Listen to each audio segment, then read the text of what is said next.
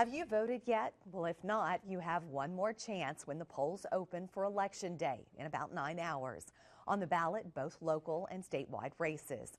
The Republican and Democratic parties are making one final push to get voters to the polls. KFDM's Haley BullA joins us to explain how they're doing it. Haley? Kelly, both parties say this was a critical day, their last chance to reach anyone who hasn't yet made it to the polls and maybe get a vote for their candidates. While the spotlight will shine on those candidates tomorrow, their success is made possible in large part by the volunteers campaigning tirelessly behind the scenes. This barrage of campaign signs, the candidates' names in bold print, a common sight across southeast Texas during election season, but often overlooked. Hi, I'm calling on behalf of the Jefferson County Republican Party. The people behind the scenes dedicating their time to the campaigns. And we're just going around to all the Democrat supporters in the area to remind them that tomorrow's Election Day. The Democrats taking on their campaign block by block. Our volunteers are wonderful and very, very dedicated, and they've been pounding the pavement for weeks now to make it happen. Derrick is with Battleground Texas. She says they've knocked on tens of thousands of doors in Jefferson County. A feat that would not be possible without the manpower.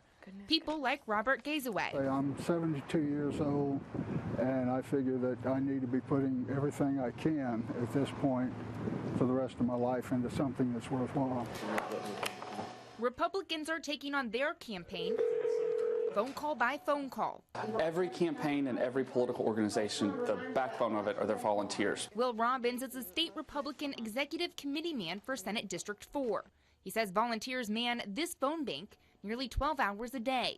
Myself, I've been here pretty frequently. This has been ongoing throughout the entire month, so as many hours as possible I've been trying to get out and actually make phone calls and do what I can to reach voters. Both parties targeting men and women who didn't vote early. We're all very much committed to it, and it can't be just one of us. It has to be an entire community. Every vote is important. Our democracy is based on informed voters. You can vote anytime from 7 a.m. to 7 p.m. tomorrow. Jefferson County voters can cast their ballots at any polling location. There are two changes to note, though. People in Nederland should know Highland Park Elementary is not an election site. Votes may be cast at Nederland City Hall. In Port Neches, Ridgewood Elementary is no longer a voting site.